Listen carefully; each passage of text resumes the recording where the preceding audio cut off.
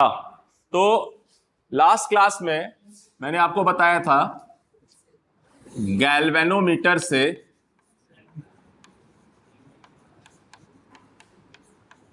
Ammeter banana, Bombay to Goa, galvanometer to ammeter. So galvanometer जो है it is a PMMC device, is a PMMC device, है ना, यानी permanent magnet moving coil instrument है, ठीक है। और इसकी जो सेंसिटिविटी है करंट की, यानी इट विल शो डिफ्लेक्शन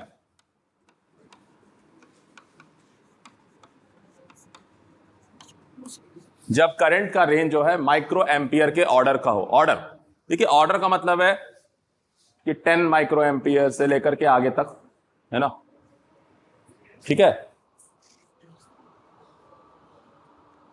10 से 100, उसके नीचे रखिएगा।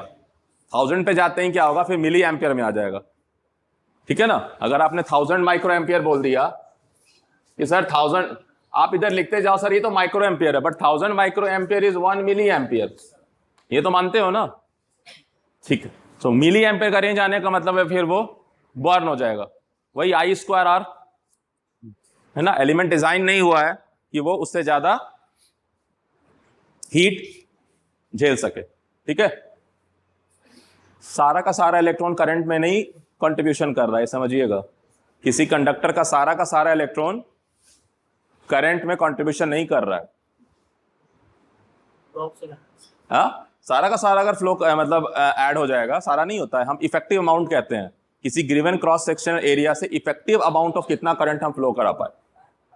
आपके दिमाग में होगा ना सारा बह रहा है, क्योंकि जितने एनिमेशन वीडियो देखते हैं उसमें ऐसे दिखाता है, सब घूम रहे हैं, सारे के सारे ड्रिफ्ट नहीं हो रहे हैं। ड्रिफ्ट पढ़ा होगा आपने, तो सारे के सारे जो हैं इफेक्टिव, यानी at a given cross sectional area, अगर ये कंडक्टर है तो गिवन क्रॉस सेक्शनल एरिया पर, यानी ऐसे मैं ऐसे कटिंग कर दूं तो जो इफेक्टिव करंट है उसमें जो चार्ज है उससे कहीं ज्यादा चार्ज इसके कंडक्टर के अंदर है।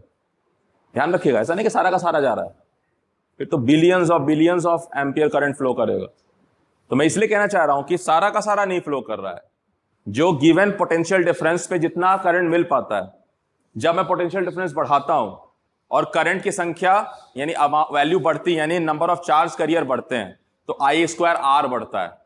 आप ये समझिए कि 20,000 करोड़ इलेक्ट्रॉन्स है, मान लीजिए 20,000 करोड़, 20,000 करोड़ मान लीजिए, फिगर दे रहा हूं सही, चार्ज कैरियर्स हैं, इलेक्ट्रॉन्स हैं।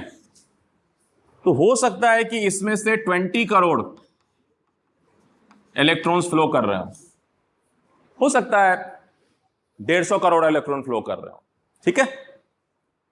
गुना मल्टीप्लाई कर लीजिए, मैं तो थोड़ा कम बोल रहा हूं, ऐसे 2000 करोड़ नहीं, 2 लाख करोड़ कर लो, इधर 2000 करोड़ कर लो, ऐसा कुछ चलेगा, ऐसा है, ठीक है। एक बार कैलकुलेट करिएगा, जब आप एटॉमिक स्ट्रक्चर पढ़ते हैं तो कैलकुलेट करिएगा कि मेरे गिवन डायमेंशन का अगर मैं कॉपर एक एलिमेंट लूं तो कितने इसमें फ्री इलेक्ट्रॉन्स हैं।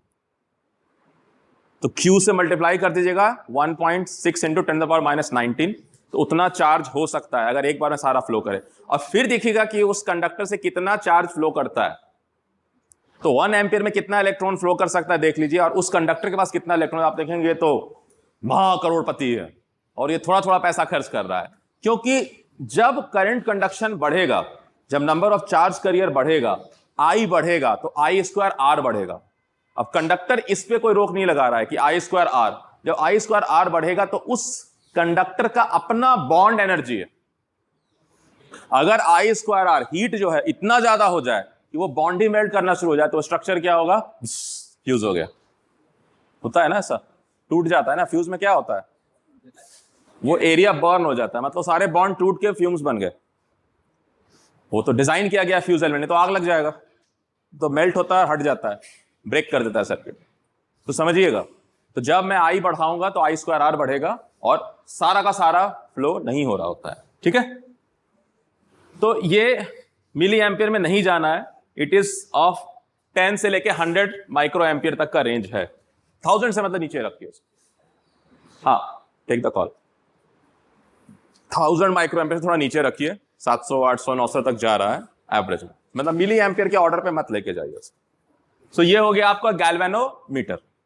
तो ये हाईली सेंसिटिव इंस्ट्रूमेंट है ना, मतलब जब मैं इसे करंट पास कराऊंगा तो ये 0 पॉइंट है। सो अगर करंट फ्लो कर रहा है फ्रॉम हियर टू हियर तो ये यहां डिफ्लेक्शन दिखाएगा, है ना, यहां डिफ्लेक्शन दिखाएगा। अगर करंट का डायरेक्शन में बदल दूंगा तो वो रिवर्स डायरेक्शन दिखाएगा। माइक्रो एम्पियर का करंट का रेंज होगा ऑर्डर। इतनी बात ठीक है।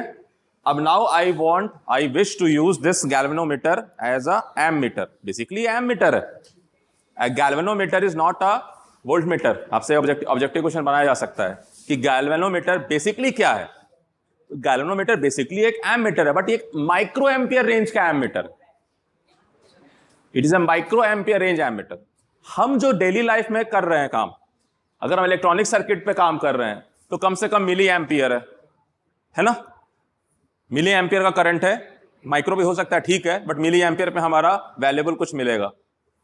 और उसके बाद फ्यू एम्पियर्स, और उसके बाद अगर आप पावर सिस्टम में जाएंगे तब तो किलो एम्पियर का current.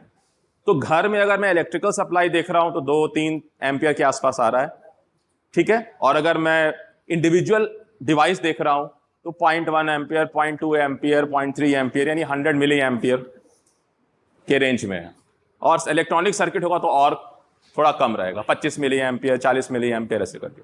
So we need at least 2 range of instrument.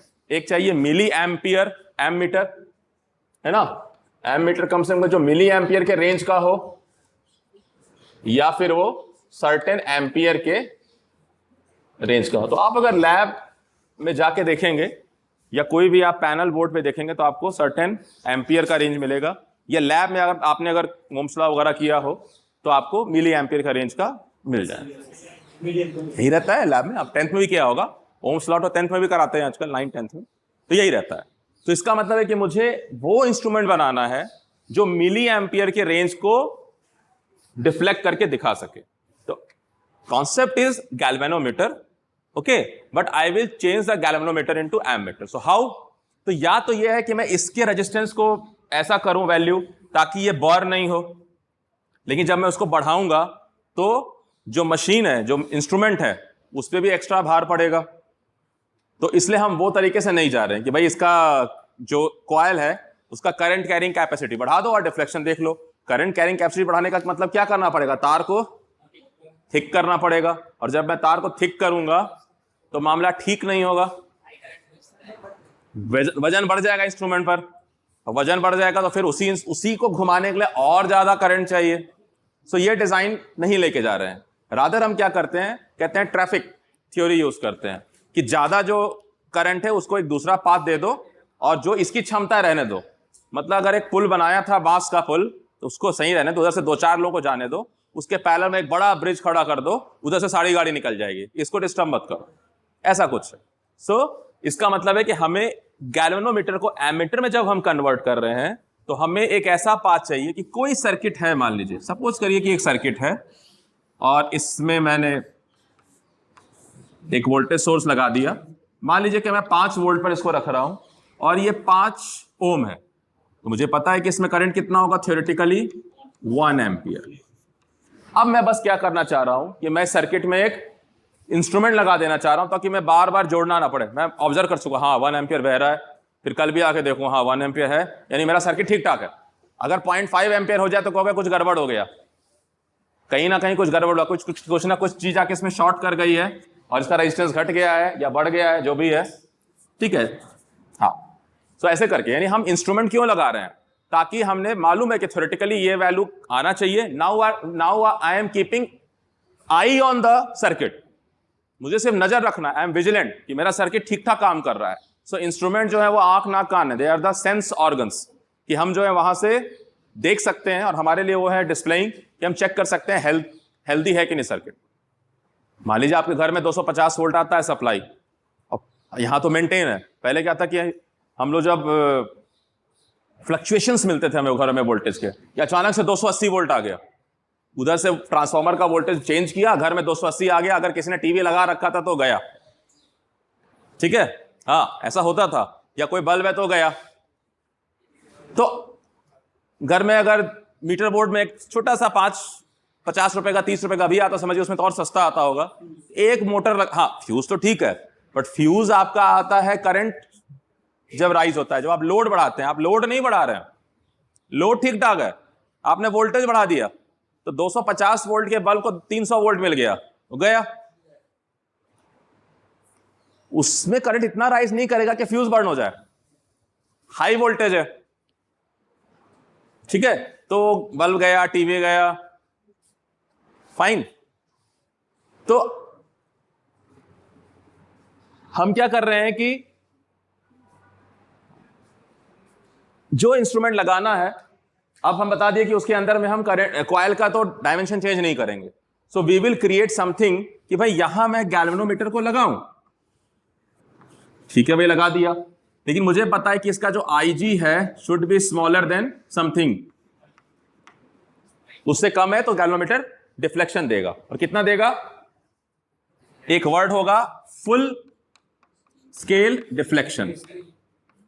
तो मुझे यह बहुत जरूरी है जानना कि कितने वैल्यू ऑफ करंट पे वो बिल्कुल राइट कॉर्नर पे चला जाएगा, यानी फुल स्केल पे चला जाएगा, यानी वही उससे मैक्सिमम करंट मैं फ्लो करा सकता हूं।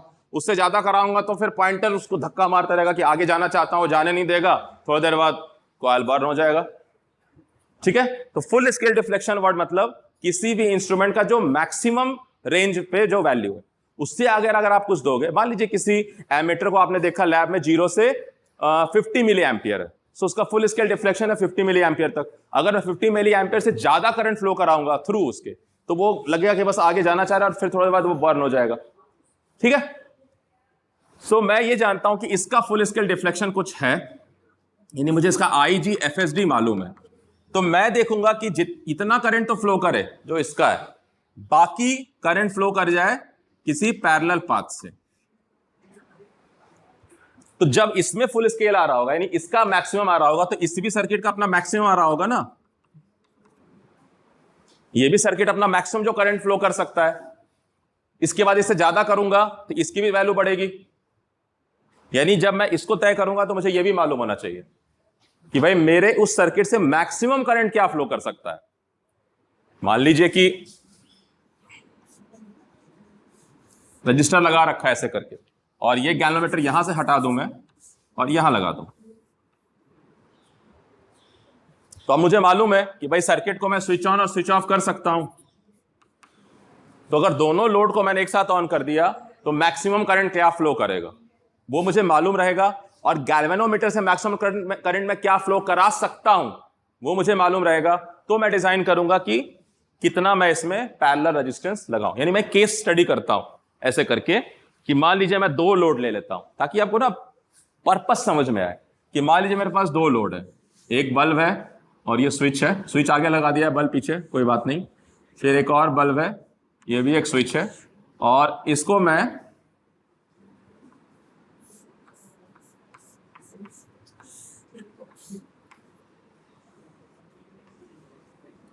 स्विच 1 है, स्विच 2 है, बल्ब 1 है, बल्ब 2 है, ठीक है। तो मैं मान लेता हूं कि ये बल्ब का जो R है वो 2.5 ओम है, ठीक है, RB2 जो है वो 1.5 ओम है, और जो मैक्सिमम वोल्टेज है वो 4 वोल्ट है। बातें नहीं, बात क्यों शुरू हो गई पीछे, बात क्यों शुरू हो गई अभी सुनाई नहीं देगा, क्योंकि बात में इतने मशहूर हो नहीं। तो मान लीजिए कि 4 वोल्ट की बैटरी है, और अगर मैं दोनों को ऑन कर दूं, अच्छा दोनों को ऑन करूंगा, रुक जाए गड़बड़ हो जाएगा, 5-5 कर लो, 5 के तो 2.5 हो गया, और 2.5 हो गया तो इसको 10 कर, अब ठीक। तो अगर मैं दोनों को ऑन कर दूं, दोनों स्विच को, तो कितना करंट फ्लो करेगा, जब S1 भी ऑन है, S1 और S2 जब दोनों ऑन है तो आई लोड कितना होगा, यानी आई, ये जो आई है कितना होगा, 5 हो गया, 2.5 तो 4 एम्पियर। ठीक है, और जब कोई एक ऑन करूंगा दूसरा ऑफ रखूंगा तो कितना होगा, 4 एम्पियर। आई क्यों 4 एम्पियर होगा, 2 एम्पियर होगा, और दोनों को अगर ऑफ रखूंगा तो हो गया। तो मुझे यह पता चल गया कि ये जो मैंने सर्किट डिजाइन की है, मेरे घर में 2 ही बल्ब लगा हुआ है और कोई जरूरत ही नहीं है, ना टीवी है ना रेडियो है ना, खाली पढ़ने जाता है बच्चा, 6x6 के कमरे में रहता है, एक टेबल लैंप ऑन किया या एक फैन ऑन किया बेचारा और एक बल्ब ऑन किया, छोड़, ठीक है, या फिर स्ट्रीट लाइट के नीचे पढ़ने वाले व्यक्ति, ठीक है। तो इतना ही सर्किट है मेरा। तो मुझे यह पता चल गया कि किसी भी कीमत पर किसी भी समय जो मेरा मैक्सिमम करंट फ्लो कर सकता है वो क्या होगा, 4 एम्पियर। यानी मेरा जो आई मैक्स है, इसको देख के मैंने कहा कि जो मेरा आई मैक्स है वो है 4 एम्पियर। तो ये डेटा मेरे पास आ गया। अब मैं कह रहा हूं कि भाई ये गैल्वेनोमीटर मैं लगा रहा हूं, मतलब ये सब कैलकुलेट करने के बाद लगा रहा हूं गैल्वेनोमीटर। कोई इंस्ट्रूमेंट पहले नहीं लगा देना कि भाई मुझे तो नहीं मालूम था, मैंने इसमें इंस्ट्रूमेंट लगा कर देखा और फिर इंस्ट्रूमेंट जल गया या सर्किट जल गई। आपको मालूम है, उसके बाद आप to keep an eye on the system you place the instrument. तो आपको मालूम है कि 4 एम्पियर का करंट फ्लो करेगा मैक्सिमम, 0, 2 या 4, यही है। तो इसका मतलब है कि ये जो गैल्वेनोमीटर है, अब इसको मैं कह रहा हूं कि ठीक है गैल्वेनोमीटर लेके आओ, चलो लेके आ गए। मैंने कहा ये बताओ कि इसका फुल स्केल डिफ्लेक्शन करंट क्या है, मतलब कि ये कितने वैल्यू ऑफ करंट पर फुल स्केल पे आ जाता है। तो आपने कहा सर कंपनी वाले ने कहा है कि इसका स्केल डिफ्लेक्शन है 100 माइक्रो एम्पियर, मान लीजिए, और भी हो सकता है 200 हो, 300 हो, 400, 500। अगर आपको पसंद नहीं तो आप आंकड़ा बदल लीजिएगा, ठीक है, लेकिन बहुत ज्यादा आंकड़ा बदलते हैं फिर रिजल्ट भी चेंज हो सकता है। तो मान लीजिए मैं कह रहा हूं कि इसका जो डिफ्लेक्शन जो है मैक्सिमम 500 माइक्रो एम्पियर है। यानी ये कह रहा है कि अगर मैंने इसको अकेला रख दिया गैल्वेनोमीटर को इसके थ्रू, तो 500 माइक्रो एम्पियर से ज्यादा का करंट पास हुआ तो वो जो बात कर रहा बच्चा वो फेल हो जाएगा। इधर ध्यान दो, अगर 500 माइक्रो एम्पियर से ज्यादा का करंट इससे पास हुआ, तुम पास नहीं होगा, ध्यान नहीं दे रहे हो, तो ये गैल्वेनोमीटर बर्न हो जाएगा। तो मुझे क्या करना है, डाइवर्जन करना है रूट का। मुझे एक रूट तैयार करना है कि इससे तो मैं अधिकतम करंट, जब सर्किट का अधिकतम करंट हो 4 एम्पियर, तो इसका अधिकतम करंट होगा 500 माइक्रो एम्पियर। ये मैं डिजाइन कर रहा हूं कि 500 माइक्रो एम्पियर है जब ये 4 एम्पियर, ठीक है। इसके अलावा बाकी जो होगा 4 एम्पियर माइनस 500 माइक्रो एम्पियर, वो कहां जाना चाहिए, वो डाइवर्टेड रूट से जाना चाहिए। तो मैं क्या कर रहा हूं, एक बहुत लो वैल्यू का रेजिस्टेंस लगाना है मुझको।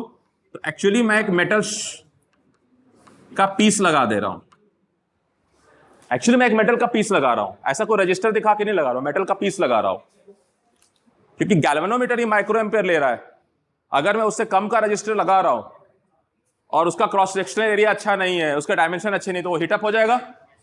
तो मुझे, हाँ, तो मैं मेटल पीस लगा रहा हूं, एक मेटल बार लगा रहा हूं, ठीक है, जिसका लेंथ L है, क्रॉस सेक्शनल एरिया A है, तो इसका R जो है रो L बाई A। तो मुझे यह देखना है कि इसका R क्या हो, ताकि क्या हो इसका R की गैल्वेनोमीटर नहीं पड़े बीमार, है ना। तो इसका है ना, हाँ ना क्या हो इसका R की गैल्वेनोमीटर ना हो जाए परलोक सिधार, क्योंकि वो तो गया ना, बीमार तो पड़ेगा बेचारा वो, तो ठीक है। तो इसका R क्या हो कि 500 माइक्रो एम्पियर से ज्यादा करंट इससे नहीं फ्लो करे और बाकी तमाम जितने भी हैं वो इससे पार कर जाए। यानी कितना पार कर जाए, 4 एम्पियर माइनस 500 माइक्रो एम्पियर, ठीक है। तो यानी 4 लाख माइक्रो एम्पियर में से 500 माइक्रो एम्पियर हटाना है। आप समझ रहे हो ना, 4 एम्पियर का मतलब है 4 लाख माइक्रो एम्पियर, है ना, 4 लाख।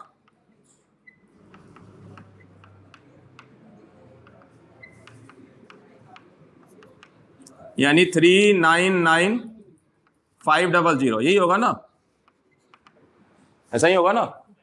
500 जोड़ दिया तो 4 लाख हो जाएगा। तो इतना करंट इससे पास करे, बाकी इससे पास करे।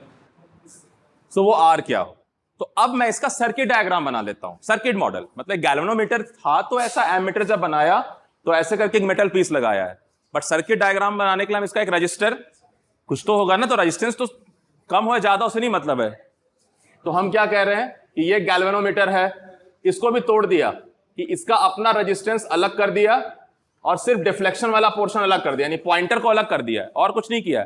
बेसिकली इसको ऐसे बनाना चाहिए, थोड़ा इधर से जाएगा और ये पॉइंटर होगा और फिर ये इधर से आ जाना चाहिए, ठीक है ना, बट ऐसे दिखा रहे हैं। गैल्वेनोमीटर के सिर्फ रेजिस्टेंस को अलग कर दिया है, क्योंकि लम्प्ड सर्किट पैरामीटर्स होते हैं, हम अलग अलग कर सकते हैं उसको समझने के लिए। है तो उसी में निहित है, लेकिन जैसे आप एक कॉइल पढ़ोगे तो कॉइल में रेजिस्टेंस भी होता है, इंडक्टेंस भी होता है, उसको सीरीज में लगा देते हैं।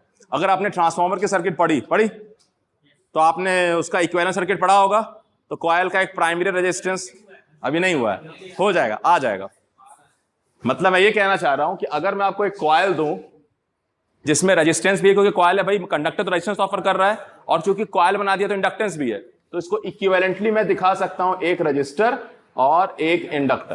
That is circuit model. ऐसा होता नहीं है, लेकिन हम इसको एनालिसिस के लिए सर्किट मॉडलिंग कर सकते हैं कि इट इज इक्विवेलेंटली दिस। तो वैसे यहां क्या है कि गैल्वेनोमीटर जो कॉइल है, कॉइल का ही रेजिस्टेंस है, लेकिन मैं मान रहा हूं कि चलो कॉइल ले लिया, नो रेजिस्टेंस, एंड उतना रजिस्टर ऐड कर दिया सीरीज में, कोई दिक्कत नहीं है। इस बात को समझ में आ रहा है कि नहीं आ रहा है? एक कंडक्टर है जिसका रेजिस्टेंस आर है, इसको मैं दिखा रहा हूं एक रजिस्टर जो विदाउट एनी रेजिस्टेंस कंडक्टर के साथ अटैच्ड है। ये कर रहा हूं मैं कि मतलब ये कंडक्टर को मैं मान लिया विदाउट रेजिस्टेंस है, और उस इफेक्ट को मैंने यहां सीरीज में कनेक्ट कर दिया। एक्सेप्टेड? ये मॉडलिंग है, ये सर्किट मॉडल बनाते हैं हम, ठीक है, अपने काम को आसान करने के लिए हम मॉडल बनाते हैं, ठीक है। सो ये अगर गैल्वेनोमीटर है जिसका पॉइंटर मैंने अलग कर दिया, और ये आरजी है, और इसके साथ मैंने क्या किया, पैरेलल में एक, इसको मैं आर पैरेलल कहूं या आर शंट, पूरे के क्रॉस लगेगा, हाँ पैरेलल में लगेगा पूरे के क्रॉस। अभी बताया ना, ये दोनों जुदा जुदा नहीं है, ये दोनों एक साथ है, कॉइल ही है ना खाली, गैल्वेनोमीटर का कॉइल है। आप यहां इसको हटा के ये लगा लीजिए। देखिए विजुअलाइजेशन प्रॉब्लम होगा आप लोगों को, यू आर द बिगिनर्स, ठीक है, आप ये लगा लीजिए, ये है,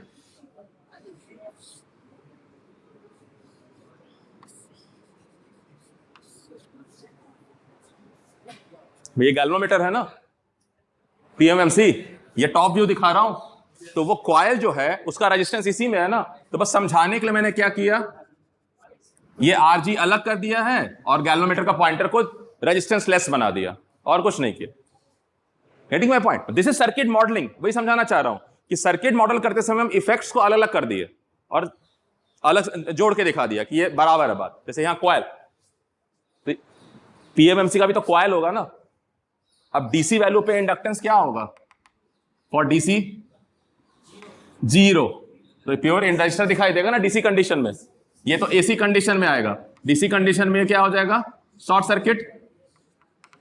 तो वही मैं दिखा रहा हूं कि कॉइल जो है it is equivalent to a pointer, क्योंकि मुझे इंस्ट्रूमेंट दिखाना है, एक रेजिस्टेंस, डीसी कंडीशन तो रेजिस्टेंस है ना खाली, और कुछ नहीं है, तो ऐसे दिखा रहा हूं। और ये पैरेलल यानी आर शंट। शंट का मतलब, चुप होकर बैठ जाओ, शंट का मतलब किसी को चुप कर देना, शांत कर देना।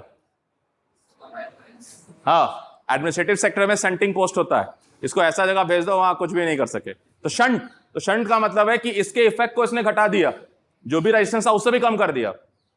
तो जो भी करंट यहां आ रहा था आई मैक्स, यानी इसको मैं आई फुल स्केल डिफ्लेक्शन भी बोलता हूं, कि वो आई, देखो आई एफएसडी लिखा होगा, वो आई जो इंस्ट्रूमेंट में फुल स्केल डिफ्लेक्शन कर दे, वो आई एफएसडी है। तो वो जो इसमें फुल स्केल डिफ्लेक्शन करेगा वो होगा आई जी एफएसडी, और जो बाकी करंट है वो कहां से फ्लो कर जाएगा, यहां से। तो मैं जानना चाह रहा हूं कि आर का वैल्यू क्या हो, आर का वैल्यू क्या हो, और कुछ नहीं। तो मुझे पता चल गया ये जो मैं करंट दे रहा हूं आई एफएसडी, हाँ वो है IG FSD plus I shunt, ठीक है। हाँ तो ये तो मालूम है आपको, तो मुझे I शंट निकालना है। सो I शंट क्या होगा, जो भी ये सप्लाई वोल्टेज होगा इसके अक्रॉस जो ड्रॉप होगा, मैं अगर A और B मान लूं तो ये होगा VAB बाई R शंट, ठीक है।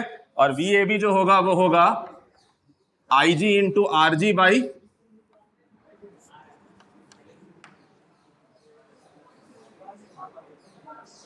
R शंट, और I शंट जो है वो होगा I माइनस IG। तो मुझे IG दिया हुआ होगा कि भाई देखो मेरे गैल्वेनोमीटर से तो इतना ही करंट पास करेगा, और मैं तुमसे पूछूंगा कितना करंट पास कराना है भाई, पहले बता दो। तो दोनों चीज मुझे मालूम है, कितना मेरे सर्किट से करंट फ्लो करने वाला है, that is a known quantity, यानी IFSD मुझे मालूम है, जिसको मैं I मैक्स भी कह रहा हूं। और जब मैं गैल्वेनोमीटर खरीद के ला रहा हूं तो मैं मैन्युफैक्चरर से पूछ ले रहा हूं, बोला देखो इससे ज्यादा मत इससे पार कराना, बाकी क्या करो, बाकी रजिस्टर लगाओ पैरेलल में। तो पूछ रहा हूं R शंट क्या है, तो R शंट यहां से निकल जाएगा। अगर मैं इसको देखूं इन दोनों को, तो R शंट हो जाएगा IG RG बाई I, अब ये IG RG मतलब IG FSD, IG FSD RG I FSD minus IG FSD, ठीक है। तो FSD is full scale deflection, है ना। मुझे लगा कि लास्ट टाइम थोड़ा लोग समझे थोड़ा नहीं समझे, जो समझा वो भी थोड़ा ही समझा। एक मिनट होल्ड करना है ना, हो गया, पहले इसको देख लो। तो ठीक है, पॉज ले रहा हूं मैं। हाँ पूछो पूछो पूछो। हाँ जैसे हमें बैटरी से जो भी मतलब कि कितना करंट जाए तो हम वैसे मेजरमेंट करते हैं, तो इसलिए हमें पता चल जाएगा मैक्सिमम। किसका मेजरमेंट करना है, करंट का? हाँ मतलब जो एक्स्ट्रा हम भेजेंगे ना उसको मेजर करना ही नहीं हमें, वो तो हमें मालूम है थ्योरेटिकली कि भाई ऐसा रेजिस्टेंस मैं रखूंगा मेटल पीस का कि 500 माइक्रो एम्पियर के अलावा जितने करंट है वहां से पास कर जाएंगे। हाँ सेम वोल्टेज पे, तो R मिल गया, लेकिन उस R को कैसे लाऊंगा, L और A मैं निर्धारित करूंगा। या तो मैं एल्युमिनियम कंडक्टर चूज करूंगा तो मैंने रो निर्धारित कर दिया, या कोई ज्यादा पैसे वाला है तो वो कॉपर कंडक्टर यूज करेगा तो उसका भी रो आज निर्धारित हो जाएगा।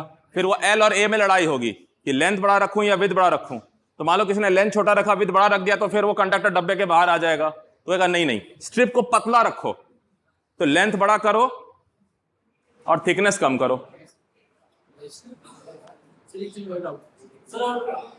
इसका यूज क्या है? किसका यूज?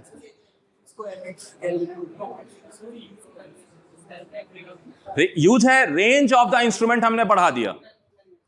अगर ये सवाल है कि इसका यूज क्या है इस मेथड का, तो यूज है कि अगर मैं करंट नापना चाह रहा था, बातें नहीं, मैं करंट नापना चाह रहा था, तो अगर मैं गैल्वेनोमीटर को लेके चलता हूं तो मेरे पास लिमिटेशन है कि भाई माइक्रो एम्पियर से ज्यादा रेंज का तुम नहीं नाप सकते हो।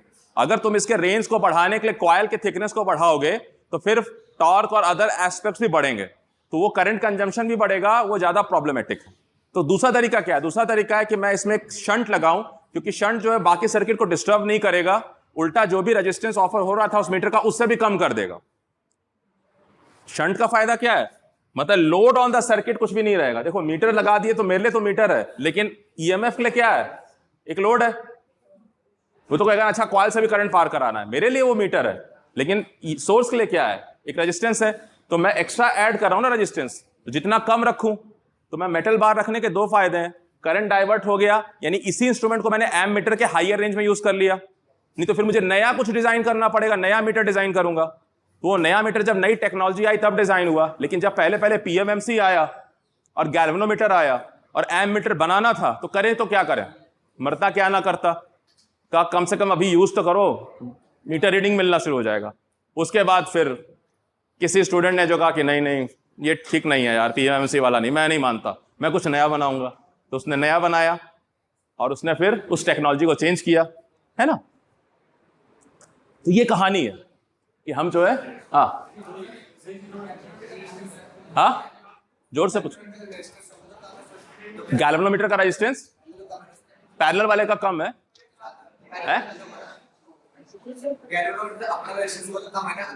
पैरेलल वाले का और कम रहेगा, तब तो सारा करंट उससे पार करेगा क्या? जितना भी इसका रेजिस्टेंस है, गैल्वेनोमीटर का जितना भी रेजिस्टेंस है, उससे कम ये रखूंगा तब तो बाकी करंट इससे पार करेगा क्या? जाएगा ना। हाँ ये कंफ्यूजन है कि करंट टेक, प्लीज बात नहीं, ये कंफ्यूजन है, बैठ जाइए। ये जो लाइन है ना, ये इनकम्प्लीट है कि current take easy path. Easy path का मतलब नहीं है current goes, maximum current takes the easy path, but किसी ने कहा कोई पाथ है, कोई जाएगा ही नहीं। तुम पानी का प्रेशर भेजो, एक पतली पाइप और एक मोटी पाइप हो, तुम कहोगे सर मोटी पाइप से ज्यादा पानी निकल गया, लेकिन पतली में भी जो जा रहा था। हाँ मैं पाइप रखूंगा ही नहीं और प्रेशर क्रिएट करूंगा ज्यादा तो पाइप फट जाएगी।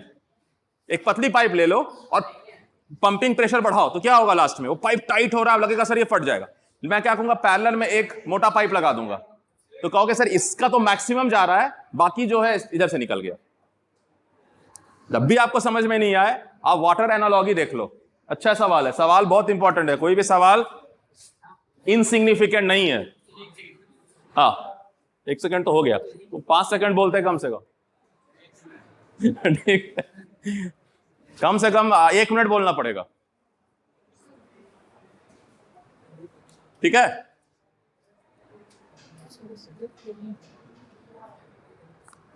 बारह 26 आप समझ में आ गया थोड़ा थोड़ा? जब तक कोई चीज को तुम 2 से 3 बार नहीं पढ़ोगे, ये बात ध्यान रखना, if you have not gone thrice over a thing, आपकी लर्निंग बिगिन भी नहीं हो रही है। एटलीस्ट 3 बार समझो उस चीज को, ठीक है? मिटा दूं? मिटा देता हूं।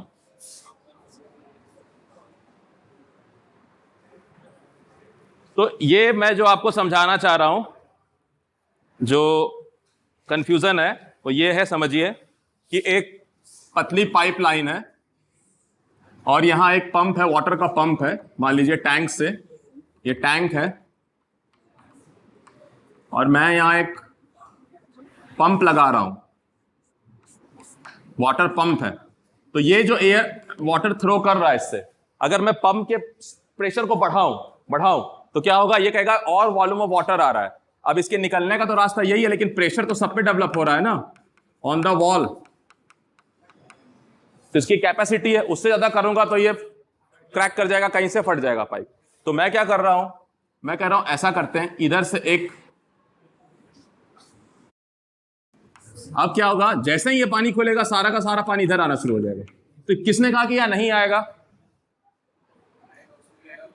दोनों तरफ थ्रो हो रहा है। तो करंट एक इजी पाथ का मतलब ये नहीं है कि करंट कह रहा है कि देखो ये अगर 2 ओम है और ये 10 ओम है और मैं ऐसे जा रहा हूं, तो मैं कहूंगा कि इधर से मैं सारा का सारा इधर चला जाऊंगा और इधर जो है मैं नहीं जाऊंगा। ये रॉन्ग है।